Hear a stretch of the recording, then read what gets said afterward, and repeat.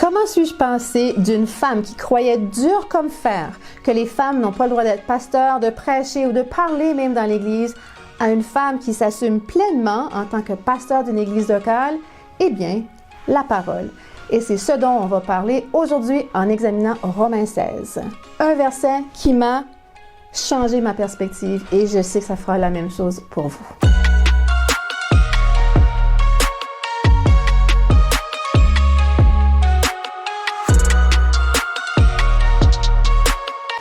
Mon nom est Nathalie Collin-Martin et je suis pasteur d'une église locale. Mais quand j'étais jeune, j'ai grandi dans une église qui ne permettait pas aux femmes d'être leaders d'une église. Et lorsque j'ai donné ma vie au Seigneur, non plus. Vraiment, les femmes avaient même pas le droit vraiment de parler entre les chants. Et je me suis posé longtemps la question, malgré ressentir l'appel, est-ce que je peux devenir pasteur? Puis vraiment, il n'y a rien de rien, sauf la parole de Dieu qui a pu me convaincre. Alors aujourd'hui, on va voir de comment j'ai pu passer de cette personne-là qui ne croyait pas du tout qu'elle pouvait être pasteur à cette personne-ci qui s'assume pleinement en tant que pasteur. Et le chapitre qui a bouleversé ma façon de penser, c'est Romains 16. Et Romains 16, c'est vraiment un passage... Pour ceux qui connaissaient Romains, c'est le dernier chapitre de Romains. Et qu'est-ce qu'il y a à la fin d'une épître? C'est les salutations finales. Et il y a une liste de noms que moi, je connais pas. Puis je m'en fous un petit peu qui, l'apôtre Paul, à qui il disait salut, puis il disait des bye-bye. C'est pareil comme les généalogies de l'Ancien Testament. Cette personne-là a eu cet enfant-là et cet enfant-là a eu un autre enfant. Des fois, on s'en fout. Mais lorsque j'ai creusé Romains 16, j'ai découvert plusieurs choses. Alors, on voit, Romains 16, c'est quand même un long, c'est la moitié du chapitre à peu près. Et on voit une grande liste de noms. Alors, commençons avec cette liste ici. J'ai décidé d'encercler les noms en noir ici. Alors, ça, c'est la première moitié des salutations de Paul.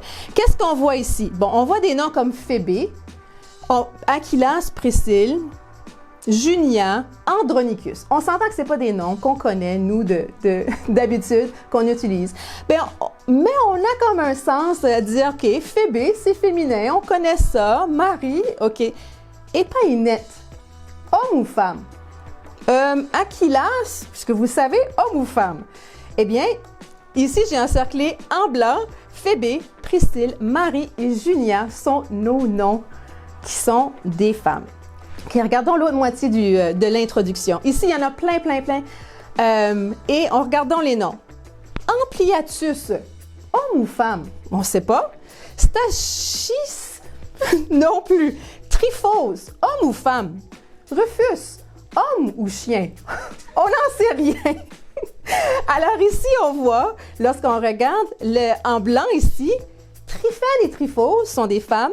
Perside, il y a une mère qui est mentionnée, Julie, on s'y entendait, puis, et la sœur Nérée, sa sœur Olympas. Alors voilà, ici, ce sont les noms de femmes. Maintenant, cette salutation finale est révolutionnaire. Et je vais vous dire pourquoi. Parce que premièrement, il y a des noms de personnes, d'hommes et de femmes qui sont mentionnés.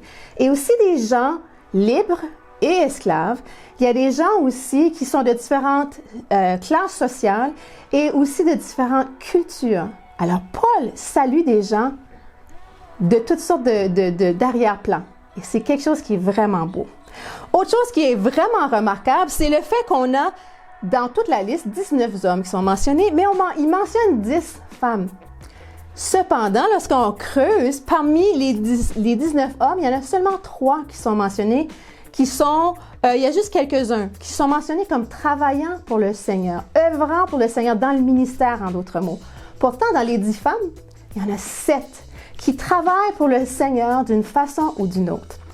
En plus, on les mentionne plus tôt dans le texte. Maintenant, si vous connaissez la culture juive, la culture romaine, les noms qu'on mentionne en premier sont les personnes qui sont, selon l'auteur, plus importantes. Alors, ici, les premiers noms qu'on mentionne, je ne sais pas si vous vous souvenez, il y avait beaucoup de noms de femmes. Le premier nom qui est mentionné, c'est le nom justement d'une femme. Alors, allons creuser l'histoire de cette femme-là. Alors, lisons ensemble ici, dans les premiers 2 chapitres de Romains 16. Je vous recommande notre sœur Phébé, qui est responsable au service de l'Église de Cancré. Recevez-la au nom du Seigneur comme il convient de le faire entre croyants et apportez-lui votre aide en toute affaire où elle aura besoin de vous. Elle a été une protectrice pour beaucoup de gens et pour moi en particulier. 2 seuls versets à propos de cette femme-là et on va les regarder de plus près. Alors, je vous montre une carte ici. On a Cancré qui est ici. La seule mention de l'église de Cancré, c'est dans ces versets-ci, mais c'était non loin du port de Corinthe. Tous les deux des villes portuaires, et il y avait un isthme ici, ils étaient chacun des deux côtés, mais il y avait beaucoup de troc entre les deux. Corinthe était le port le plus utilisé. Maintenant, Phébé, elle était au service de l'église de Cancré. Maintenant, vous allez trouver différentes choses dans différentes traductions. Certains vont dire ministre, mais vraiment, c'est ça que ça veut dire. C'est quelqu'un au service. C'est quelqu'un qui est serviteur de l'Église, quelqu'un qui est en charge de l'Église. Le mot qui est utilisé en grec, c'est diakonos. Et diakonos, c'est le même mot qui est utilisé dans 1 Timothée chapitre 3, qui mentionne lorsqu'on cherche l'office de diacre, voici les critères et tout ça. On va en parler à la 3e session. Alors ici, Phébé est diacre. Et diakonos, c'est le mot masculin pour diacre et Paul utilise le mot masculin pour référer à Phébé, qui est celle qui est en charge de l'église de Cancré. Autre chose qu'on sait de Phébé. Bon, son nom veut dire pure et brillante, mais les chercheurs disent qu'il y a plusieurs femmes dans ce temps-là qui lorsqu'ils portaient le nom de Phébé, étaient rattachées à être un esclave. Alors, il se peut, on ne le sait pas, c'est pas mentionné dans le verset, mais selon l'histoire, le nom est souvent associé à l'esclavage. Et Phébé aurait peut-être été esclave, qui sait? Mais là où ça devient intéressant, c'est dans ce verset-ci. Lorsque Paul dit d'elle, elle a été une protectrice pour beaucoup de gens et pour moi en particulier. Le mot, c'est prostatis. Alors, prostatis, c'est dans le sens de patronne.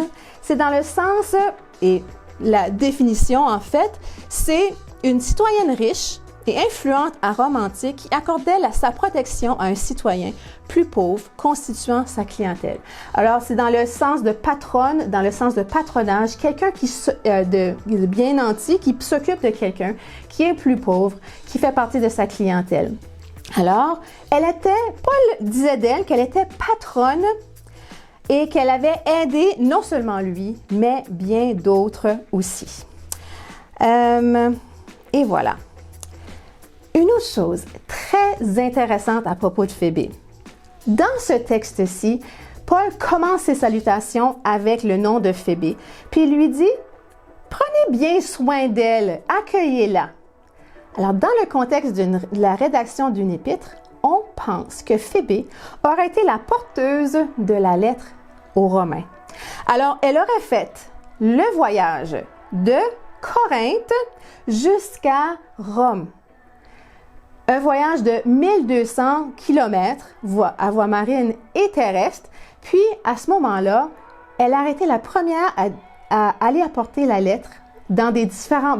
L'église, dans le temps, c'était des différentes églises maisons. Et elle aurait été dans les différents endroits. Si on regarde le reste des salutations dans Romains 16, on pense que peut-être qu'il est nommé plusieurs responsables. On pense que ce sont les différentes maisonnées et les différents responsables de maisonnées à Rome. Alors, elle aurait fait le tour de ces églises-maisons-là pour apporter la lettre aux Romains. Maintenant, la lettre aux Romains, là, c'est comme la plus belle œuvre de l'apôtre Paul. Là-dedans, il explique la théologie, sa doctrine vraiment importante, propitiation, élection, péché, toutes sortes de choses vraiment importantes. Et la raison pourquoi il a mis tellement de soin à écrire cette lettre-là, en fait, c'est parce qu'il connaissait pas les gens de l'Église de Rome et il voulait que l'Évangile se propage jusque-là parce que ça, c'était pas loin du bout du monde, selon ce qu'il connaissait. Puis il voulait que, à partir de là, qu'il puisse aller jusqu'à l'Espagne et au-delà pour propager l'Évangile. Et c'est pour ça qu'il voulait donner vraiment une épître vraiment remplie avec toutes ces doctrines-là.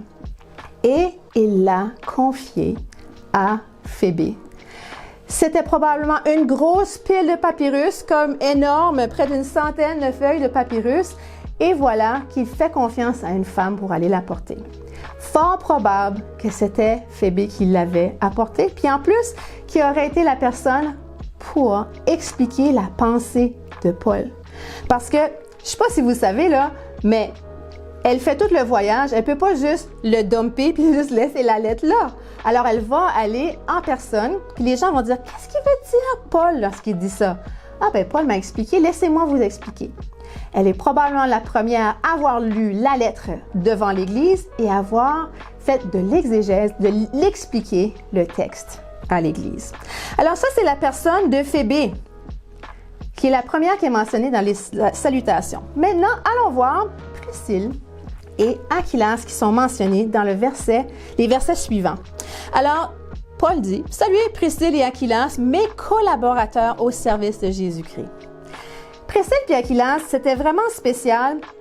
Ils étaient des fabricants de tentes et tout comme Paul, ils avaient travaillé ensemble dans le ministère et aussi comme fabricants de tentes. C'était quelque chose qu'ils avaient fait ensemble. Maintenant, Priscille et Aquilas, c'était le couple missionnaire. Peu importe où il y allait, dans la ville où il allait, il commençait une église maison. Il y avait vraiment ce cœur-là.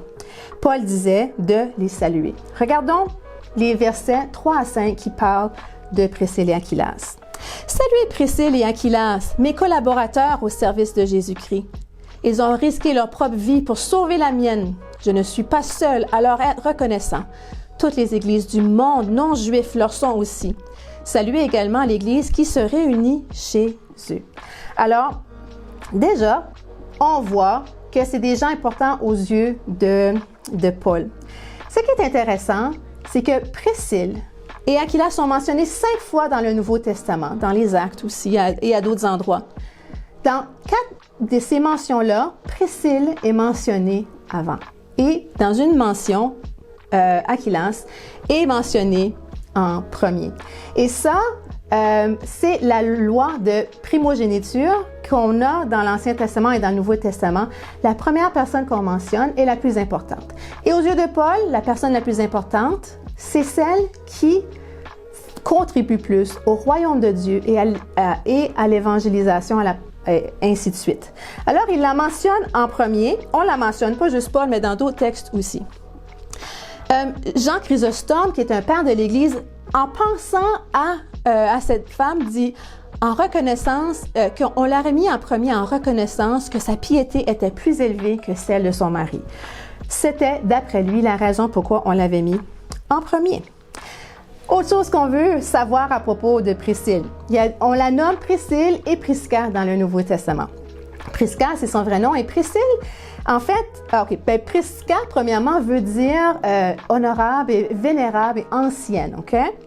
Mais Priscilla, ou Priscille, c'est vraiment un nom comme affectueux de la part de Paul. Parce que je vous rappelle, eux, ils étaient collègues de travail et ils ont collègues aussi, co-ouvriers dans le ministère. Alors, Paul parle d'elle et réfère à elle comme Priscille avec beaucoup d'affection.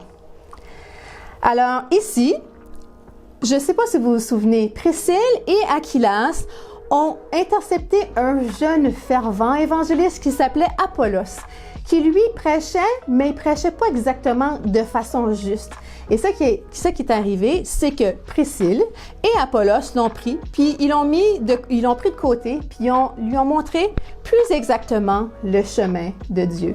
Et ce mot-là, vraiment, on parle vraiment d'une explication avec beaucoup de soin pour expliquer de la doctrine. Alors, Priscille a enseigné à Apollos.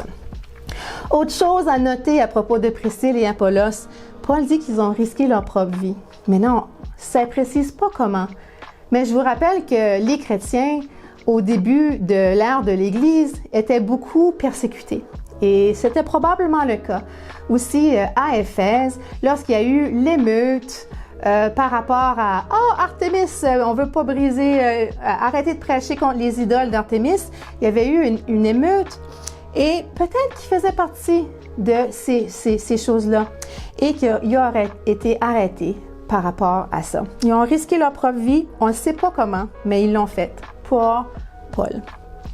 Autre chose, il est écrit qu'il y avait une église qui se réunissait chez eux. Et comme je disais, Priscille et Aquila, c'était vraiment les stars missionnaires, le couple hors pair qui implantait une église partout où ils allaient.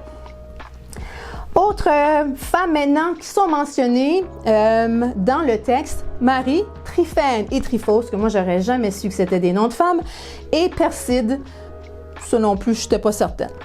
Et Paul réfère à ces femmes-là comme travaillant pour le Seigneur. Maintenant, toutes les autres mentions dans le Nouveau Testament, lorsqu'on dit que quelqu'un travaille pour le Seigneur, lorsqu'on parle d'un homme, c'est sous-entendu qu'il travaille comme ministre de l'Évangile d'une façon ou d'une autre. Et on n'a aucune raison de croire que ces femmes-là, lorsqu'elles travaillaient pour le Seigneur, que ce n'était pas de façon comme n'importe quel autre ministre de l'Évangile. Maintenant, je vais vous parler de Junia qui est mentionnée dans ce texte. Alors, on mentionne Andronicus et Junia qui ont même été en Christ avant moi. Et on pense que Junia était peut-être une disciple de Jésus. Alors, avant même que Paul soit venu au Seigneur, eux, ils connaissaient, ils étaient déjà au Seigneur. Alors, peut-être qu'ils ont même marché avec Jésus. Et on voit que Paul, dans les textes, il y a beaucoup de révérence pour ces personnes-là. Maintenant, il y a beaucoup de controverses autour de Junia. Et si vous ne savez pas, on a essayé de lui donner un changement de sexe. Et je vous explique. On a dit, Paul dit d'elle, de Junia et d'Andronicus qui sont estimés parmi les apôtres. Alors, regardons un petit peu les textes et les différentes traductions qu'il y a. Saluez Andronicus et Junia, mes parents et mes compagnons de captivité. Alors, déjà là, ils ont été emprisonnés avec l'apôtre Paul. C'est quelque chose qui est à noter. On continue. Il y a, alors si on peut aller au prochain, ici, oui, qui jouissent d'une grande considération parmi les apôtres. Alors, là, il y a des différentes traductions. Parce que les traducteurs ont de la misère à comprendre qu'une femme peut être apôtre. Alors, voici un petit peu les culbutes et les pirouettes qu'ils ont dû faire pour se convaincre. Alors, ils ont dit, ben, ça se peut pas qu'elle soit un apôtre comme ça. Sûrement qu'ils sont considérés parmi les apôtres. Que les vrais de vrais apôtres, ils les considèrent comme « wow ». Mais d'autres vont le traduire « estimé en tant qu'apôtre ». Et plus on a des versions récentes, plus on voit, qu'on creuse le verset, on voit en fait que ces deux personnes-là, que Junia, sont considérées des apôtres. Ensuite, cette version-ci, « apôtre remarquable ». Alors, voici la même chose en anglais qu'on voit. Maintenant, autre chose qui est arrivée avec le mot de Junia. Vous aimez mon petit dessin? OK? Alors, Junia est un nom qui est très, très fréquent dans le temps de Jésus. Il y a des tonnes et des tonnes de références à des femmes qui se nomment Junia. Ce qui est arrivé, parce que les gens encore les traducteurs avaient de la difficulté à croire un apôtre femme.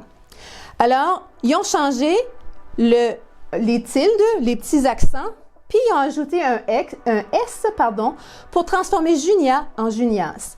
Féminin, masculin. Junias n'était pas un nom utilisé dans le temps. Ça n'existait pas.